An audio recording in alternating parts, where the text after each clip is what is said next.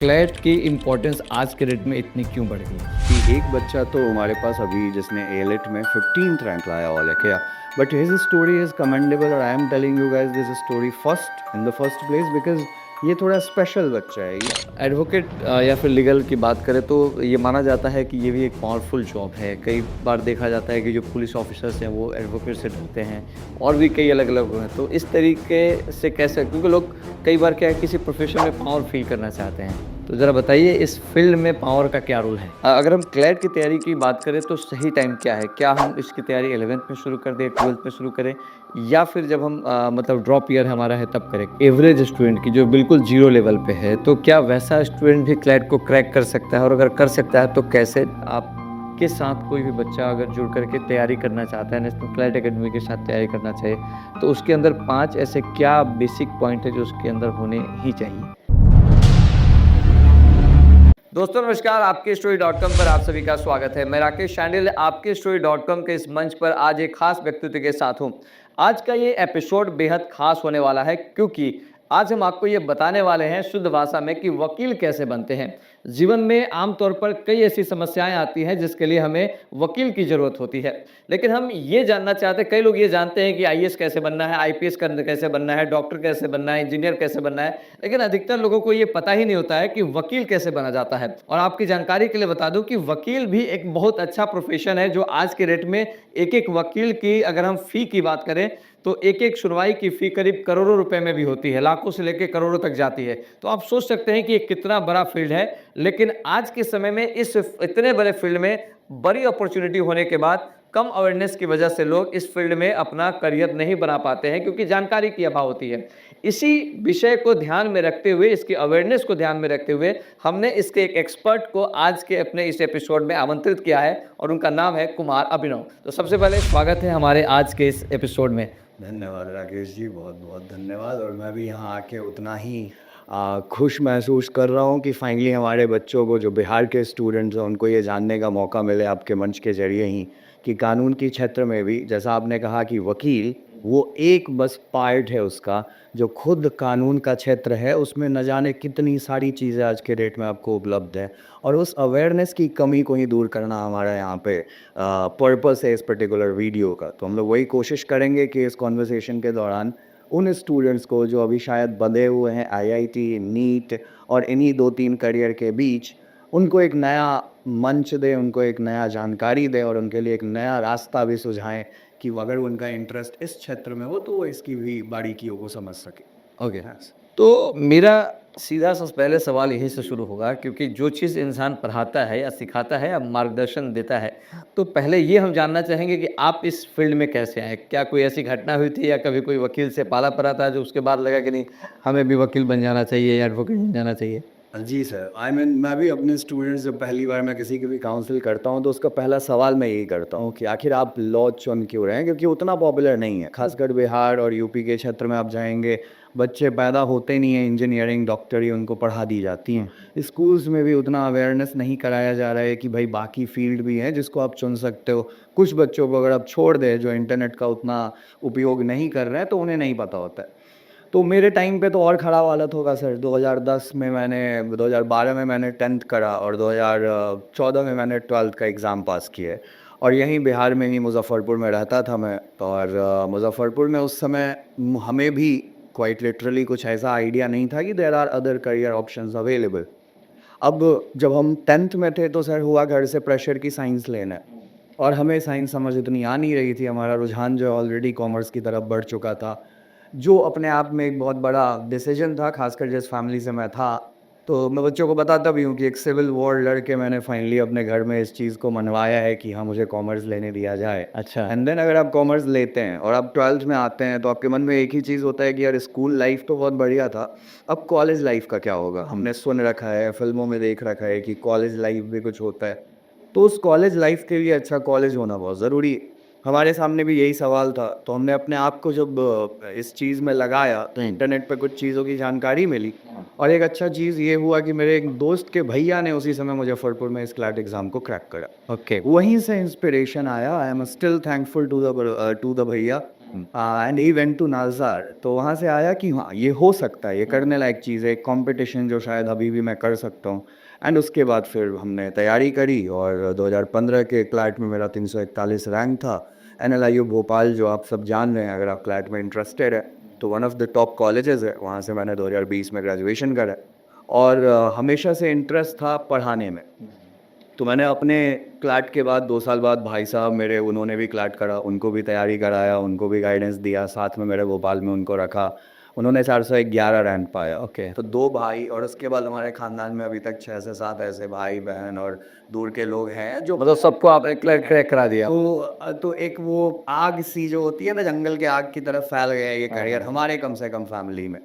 तो समझ में आया कि बच्चों को रुझान तो है, अवेयरनेस की कमी है। अब देन उसके बाद बहुत स्कूल्स में मैं गया हूँ, सेमिनार्स भी गया हूँ और उन सब जगह जाके यही चीज़ का एहसास बार-बार होता है कि आज भी बच्चों को क्लैट के बारे में उस लेवल का अवेयरनेस नहीं है। शायद ये वीडियो हमारा उस खाई को, उस भरपाई को भरपाई कर पाए। अगर हम एक सिंपल लाइन में अगर आपसे हम जवाब लें तो क्लैट की इम्पोर्टेंस आज के डेट में इतनी क्यों बढ़ गई है? सर आज के डेट में नहीं, लॉ की इम्पोर्टेंस तो हमेशा से थी, बट इंडियन सिस्टम को अगर हम देखें तो जब हमारा आज़ादी हुआ और उसके बाद हमारी ज़रूरतों के हिसाब से करियर या कोई भी डिमांड के हिसाब से सप्लाई करा जाता है। तो डिमांड स्टार्टिंग में इंजीनियर्स की थी, डॉक्टर्स की थी। इंडिया एक गरीब देश था, आपके पास IITs खुले, IIMs खुले, बट क्या किसी ने सुना कि इंडियन लॉ कॉलेज खुला हो, जैसे इंडियन इंस्टीट्यूट ऑफ टेक्नोलॉजी है? ऐसा आपने नहीं सुना, क्योंकि लॉ पे गवर्नमेंट का उतना ध्यान नहीं गया। लॉ ऐसे भी लोग क्लासिकली कर ही रहे थे नॉर्मल कॉलेजेस से, वो वही रह गया। तो जो एक प्रोफेशनल तौर पे एक करियर का बढ़ना होता है वो हो नहीं पाया।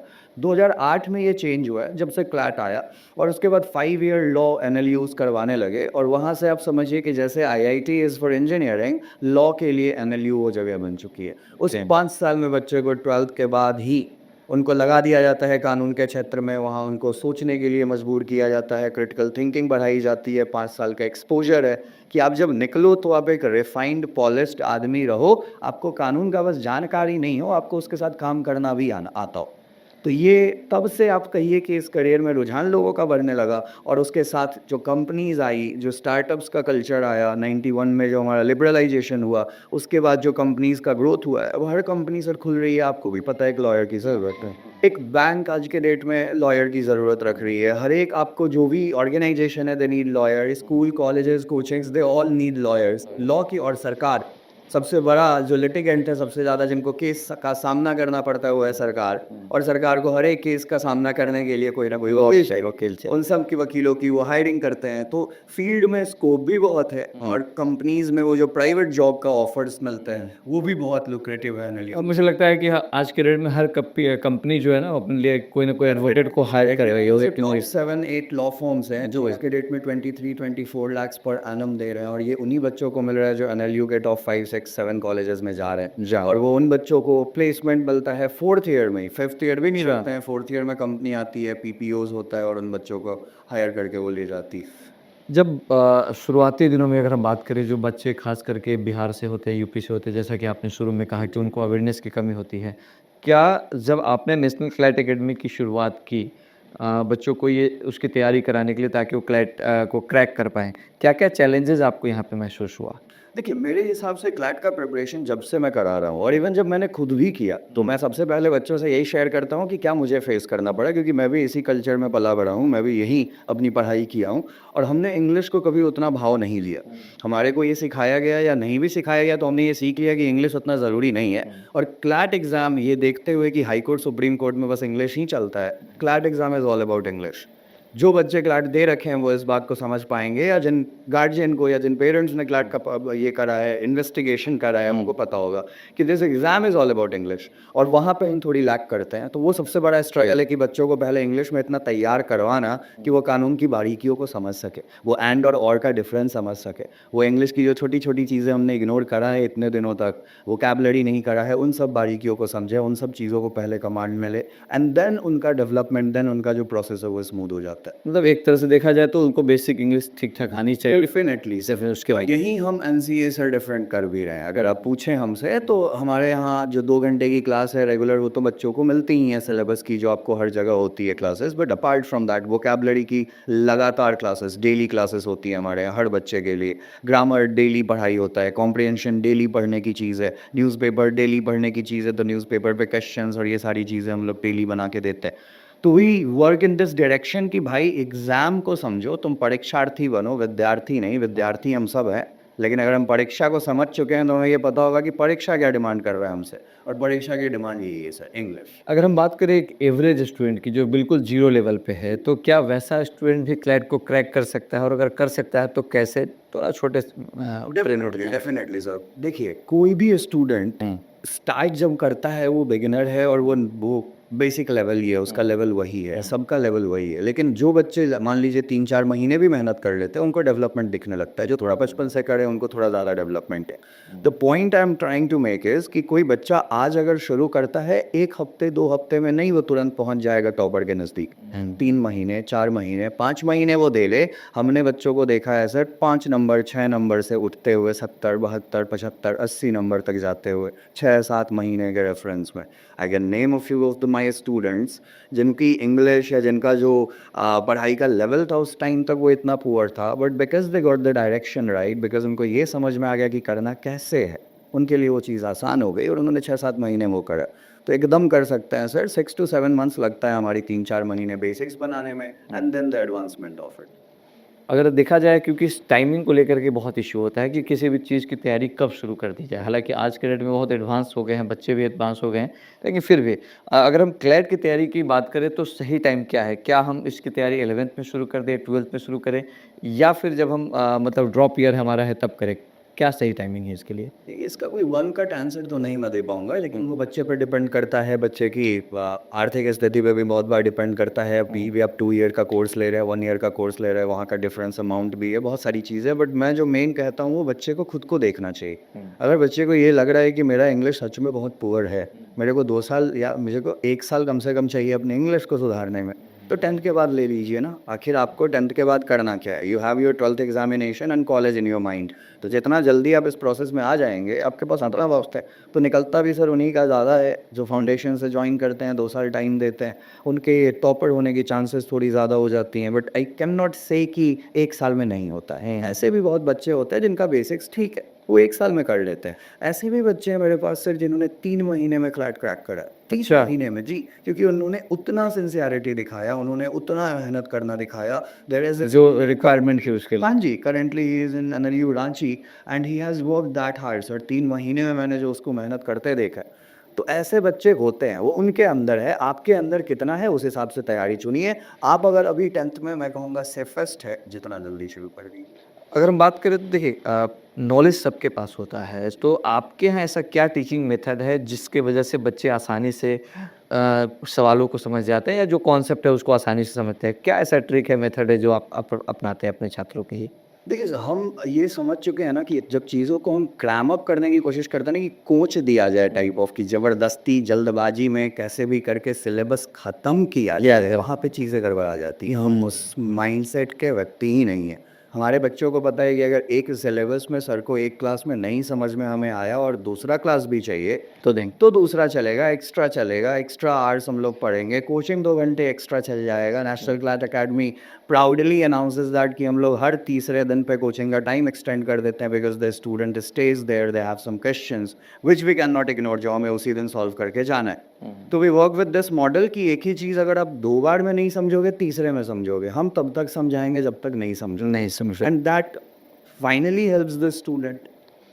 अगर हम बात करें जैसे मॉक टेस्ट को लेकर के बहुत अलग-अलग लोगों के कॉन्सेप्ट होते हैं। कितना रोल प्ले करता है क्लैट जैसे एग्ज़ाम को क्रैक करने के लिए मॉक टेस्ट? बहुत ज़्यादा सर, डेफिनेटली। मॉक के बिना, मतलब आप समझिए, मॉक इज़ द रिहर्सल। जो आप किसी भी चीज़ की, आप रिहर्सल के बिना आप उस चीज़ में नहीं सफल हो सकते हो। आप युद्ध भी शुरुआत में करने जाओगे, आपको युद्ध का पहले तलवार चला के पहले ट्राई तो करोगे ना कि हाथ में फ्लो है कि नहीं है। अब पहली बार जाके आप, जैसे वही होता है, जो बच्चे मॉक को नहीं सीरियस लेते हैं वो एग्ज़ाम में जाते हैं और उनके पसीने छूटने लगते हैं। बिकॉज वो जो प्रैक्टिस करना था वो नहीं हुआ है। तो you are only as strong as your weakest link, और आपको उसी वीकेस्ट लिंक पर सबसे ज़्यादा काम करना है। वो कैसे पता चलता है सर? मॉक देख, जितना बार मॉक दोगे उतना बड़ा एहसास होगा कि हम कहाँ गलती कर रहे हैं। एक एक गलती करके सुधारोगे, जितनी अच्छी एनालिसिस करोगे उतना गलती रियलाइज़ करोगे। इवेंचुअली तुम 10 मॉक में एक गलती सुधार लिए, वही बहुत बड़ी जीत है, क्योंकि 50 गलती सुधार लिया तुम्हारा एग्ज़ाम निकल जाएगा। अगर हम बात करें प्रीवियस, क्योंकि आप इतने सालों से बच्चों को गाइड कर रहे हैं, पढ़ा रहे हैं, इस फील्ड में रिजल्ट्स भी आपके यहाँ, तो कुछ रिजल्ट्स के बारे में अगर आप बताएं जो हाल के दिनों में आपके नेशनल क्लैट अकेडमी से आए हों। डेफिनेटली सर, मैं बहुत ही प्लीज़्ड हूँ इस बात को अनाउंस करने के लिए कि एक बच्चा तो हमारे पास अभी जिसने एलिट में 15th रैंक लाया all India, but his story is commendable, और I am telling you guys this story first in the first place because ये थोड़ा स्पेशल बच्चा है। ये हमारे पास से 1 साल 2 महीना इसने पढ़ाई करा है, 1 year and 2 months, and this guy was so straight forward in his thinking कि सर आप बताओ मेरे को क्या करना है टॉप के कॉलेज के लिए। आई टोल्ड हिम एग्जैक्टली क्या करना है टॉप कॉलेज के लिए। वही मैं हर बच्चों के साथ करता हूँ। बाकी बच्चे उसको 10 दिन याद रखते हैं, 2 महीने याद रखते हैं, 4 महीने याद रखते हैं। उस बच्चे ने 1 साल उस बात को अपने अंदर जैसे समा दिया। उसने, मैं जो बच्चे पढ़ते हैं उनको ये आइडिया लगेगा कि दैट का है, यश अग्रवाल की बात कर रहा हूँ मैं। He got AIR 15 this time, Ranchi branch से हमारा वो रिजल्ट है। Okay. Similarly, Namasit worked equally hard. Stuti, that she got state rank 1 अपने झारखंड में, तो अपनी कैटेगरी में। तो ऐसे स्पेशल बच्चे जिन्होंने मेहनत करके ये प्रूव किया है कि if you work hard enough, it does not really matter आपकी शुरुआत कहाँ हुई थी, आप कहाँ से आ रहे हो, आपका क्या बैकग्राउंड है, उस 1 साल में आप कितना मेहनत करते हो। इस पे 2 मिनट में ज़रा और थोड़ा सा आपको लाइट डालूंगा। तो जनरली सर देखिए, IIT और नीट एग्जामिनेशन है, आपने भी इतना तो जाना ही है मार्केट को कि उन एग्जामिनेशन में इंजीनियरिंग में आपको केमिस्ट्री, फिज़िक्स, ये मैथ्स, ये सब एसेंशियल सब्जेक्ट है, इसके बिना काम नहीं चलता है। और ये सब ऐसे सब्जेक्ट है जो बचपन से आप पढ़ रहे हो। तो अगर बचपन से आपने इन सब्जेक्ट पे उतना ध्यान नहीं दिया है और डायरेक्ट 12th के बाद आप सोच रहे हो IIT हो जाएगा मेरे से, तो आप अपने आप को मूर्ख बना रहे हो। आपको पहले अपने बेसिक्स को क्लियर करना होगा। क्लैट में वैसा कुछ नहीं है। क्लैट में जितनी भी सब्जेक्ट है उसमें सब बच्चे बराबर हैं। इंग्लिश पूछा जा रहा है, कितने बच्चे इंग्लिश पे एक्स्ट्रा मेहनत कर रहे हैं? इक्के दुक्के भी नहीं करते हैं। पूछा जाता है लीगल रीजनिंग, बच्चों को पता तक नहीं है होता क्या है लीगल रीजनिंग। पूछा जाता है reasoning, logical reasoning, again a new subject for almost everyone. पूछा जाता है GK and current affairs. Who really reads GK and current affairs? जब आप 11th 12th में होता आपको तो स्पोर्ट्स पेज के अलावा किसी चीज़ से मतलब नहीं होता है, गेम्स खेलना है।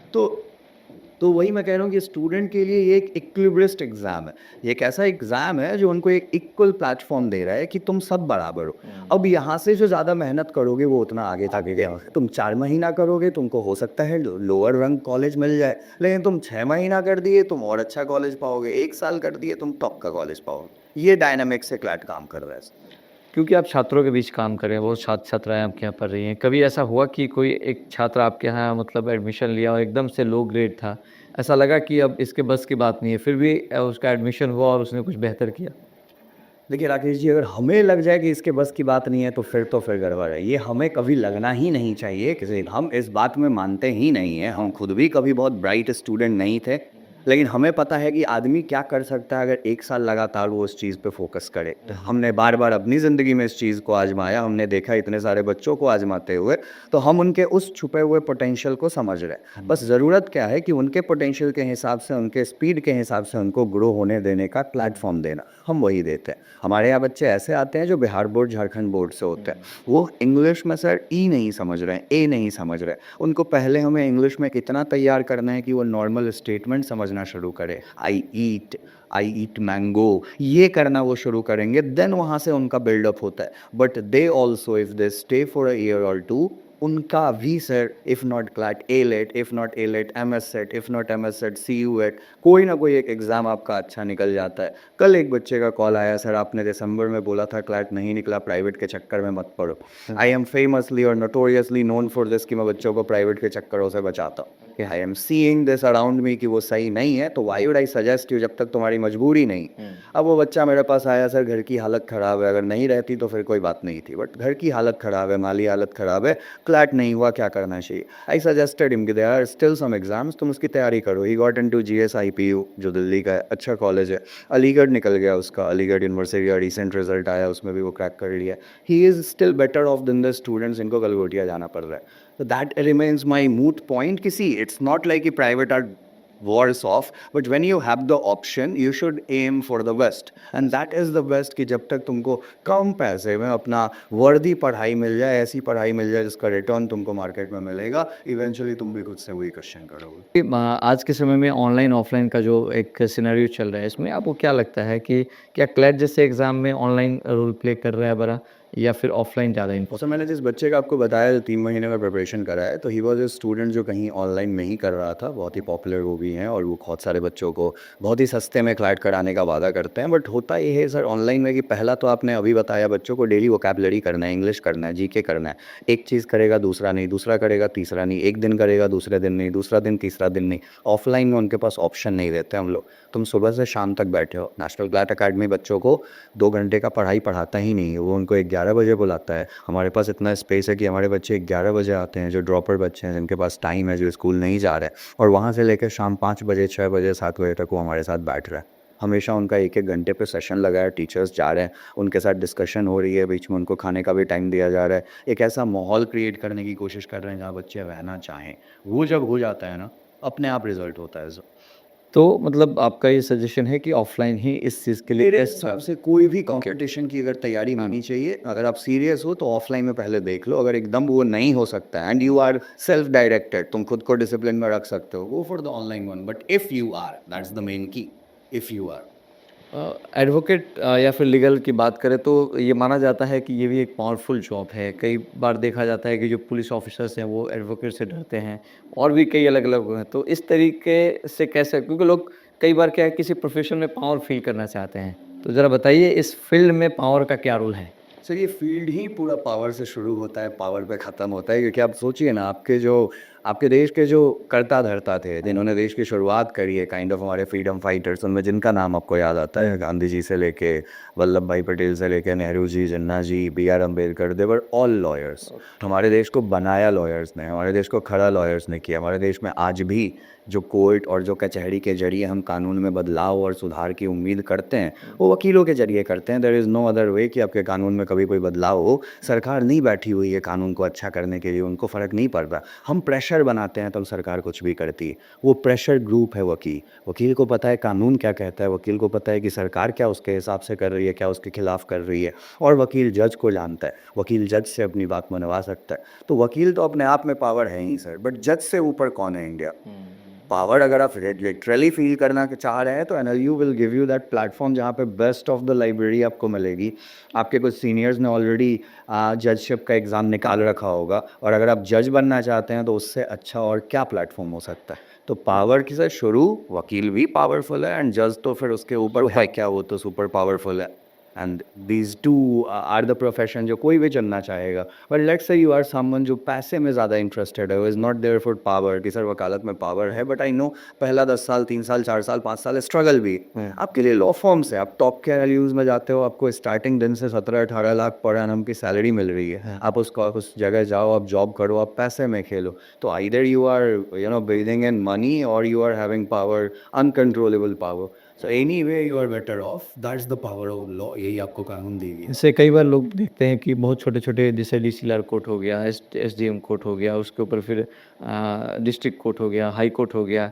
तो फिर लॉ बनने के बाद क्या ये सुप्रीम कोर्ट तक की सीरीज़ है? तो कोई ऐसा रैंक या क्या होता है कि कोई सुप्रीम कोर्ट का लॉयर बन जाता है, कोई हाई कोर्ट का बन जाता है, तो कोई नीचे में रह जाता है? क्या इसका मापदंड क्या है? बहुत सारे सर, उसके मतलब वो बहुत कॉम्प्लेक्स है इस छोटी सी वीडियो में समझाना, बट मैं ज़रूर ट्राई करूँगा। जैसे मान लीजिए मैंने वकालत करा NLU भोपाल से, अब मेरे पास 3 ऑप्शन थे। एक, मैं अपने डिस्ट्रिक्ट में जाऊँ, अपने डिस्ट्रिक्ट कोर्ट से अपना काम शुरू करूँ, मेरे लोकल कुछ कनेक्शंस होंगे, मेरे बाबूजी भी हैं वकालत में और हमको वहाँ पे प्लेटफॉर्म मिला हुआ है, तो मेरे लिए बेटर होगा कि मैं वहाँ जाऊँ और अपने डिस्ट्रिक्ट में ही अपना नाम बनाऊँ, अपनी और कामयाबी की जो है बाबूजी का जो करियर है उसको और आगे बढ़ाऊँ। That could be one kind of a thinking.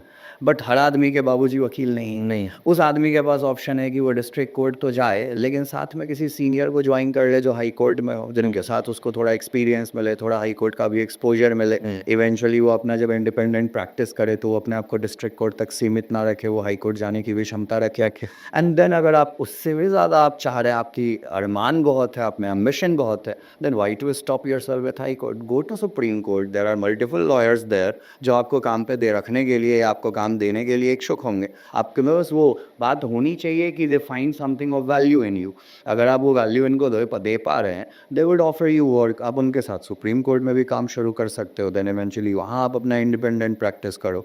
तो ऐसा कोई रेस्ट्रिक्शन नहीं है कि आप डिस्ट्रिक्ट कोर्ट जाओगे या high court. It is totally upon you कि आप अपनी गेम को कैसे खेलना चाहते हो। मतलब फाइनली ये है कि अगर आप एक बार लॉ के एग्ज़ाम क्रैक कर लिया आपने और आप लॉयर बन गए, तो ये आपके ऊपर डिपेंड करता है कि आप कहाँ जैसे प्रैक्टिस आप करेंगे उस तरीके का केस आपके पास है। आपके पास आएगा, उस पे कुछ कॉम्प्लिकेशन है। जैसे सुप्रीम कोर्ट में आपको प्रैक्टिस करना है तो आपको वहाँ पे रजिस्टर्ड होना पड़ेगा, आखिर कुछ एक्स्ट्रा उसमें रिक्वायरमेंट्स होंगी। आपका वहाँ पे पहले आपका एक ट्रैक रिकॉर्ड देखा जाएगा, वो देखा जाएगा कि आप कितने दिनों से प्रैक्टिस में हैं। अच्छा, मतलब नया होकर के तुरंत वहाँ नहीं जाता, सुप्रीम कोर्ट में नहीं जा सकते। सीनियर के साथ आप सीनियर आपके लिए आप आर्ग्यू कर सकते हैं, अपेयर हो सकते हैं, सब कुछ कर सकते हैं, बट किसी और के जरिए। अगर आपको शुरू से ही करना है तो फिर आपको इसमें एग्ज़ाम होता है, AOR का एग्ज़ाम आप दे सकते हैं। उस एग्ज़ाम के जरिए आप सुप्रीम कोर्ट के रजिस्टर्ड एडवोकेट हैं। अब आपके पास कोई आएगा भी तो आप एक फाइलिंग करने के लिए भी कम से कम समझ रहे, जो फिगर आपने दिया था उतना आप डिमांड करोगे, बट वो एग्ज़ाम भी उतना ही टफ है।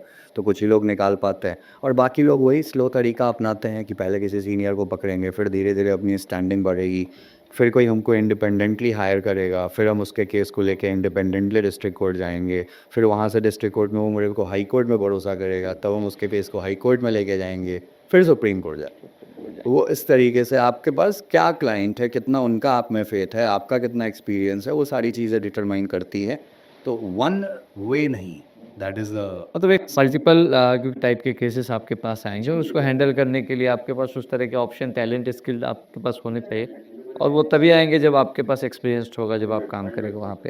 अगर हम अंत में ये जानना चाहें कि ओवरऑल अगर आपके साथ कोई भी बच्चा अगर जुड़ करके तैयारी करना चाहता है, नेशनल क्लैट एकेडमी के साथ तैयारी करना चाहे, तो उसके अंदर 5 ऐसे क्या बेसिक पॉइंट है जो उसके अंदर होने ही चाहिए?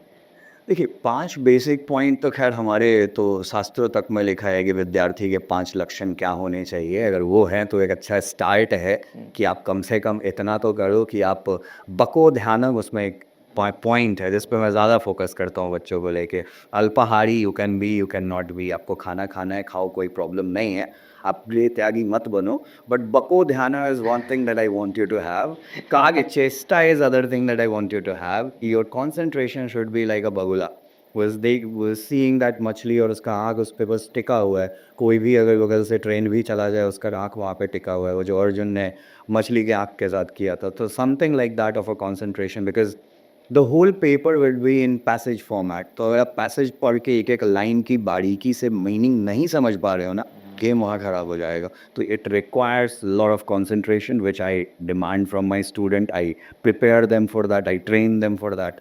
एवरीबडी इज लाइक सर शुरुआत में माइंड भागता है, बोले होता ही है, माइंड भागने की है, अभी तक तो भाग चले ना, हाँ। वो तो अब जाके रोकना शुरू किए हो तुम, तो रोका धीरे धीरे रुकता है वो। एंड दूसरा इज कार्ड चेष्टा। You need to be very very very strategic about your game. आपको पता होना चाहिए कि मेरे को अभी क्या करना है, मेरे को कब अपना रैंक किसी और से कंपेयर करना है, कब नहीं। बच्चे यहाँ 5 दिन पढ़ते नहीं हैं, दूसरों से अपना रैंक कंपेयर करेंगे, और भी ऐसी कुछ बीमारियाँ होती हैं।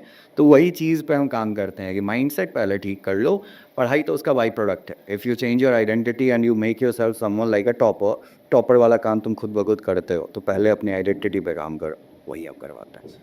तो फाइनली ये क्लियर हो गया कि भाई अगर एक एडवोकेट या फिर लीगल क्षेत्र में अगर कोई करियर बनाना चाहता है तो उसके लिए क्लैट एग्ज़ाम को क्रैक करना अनिवार्य है और उसके लिए बेसिक जो है 11th 12th 10th से भी अपनी तैयारी शुरू कर सकता है।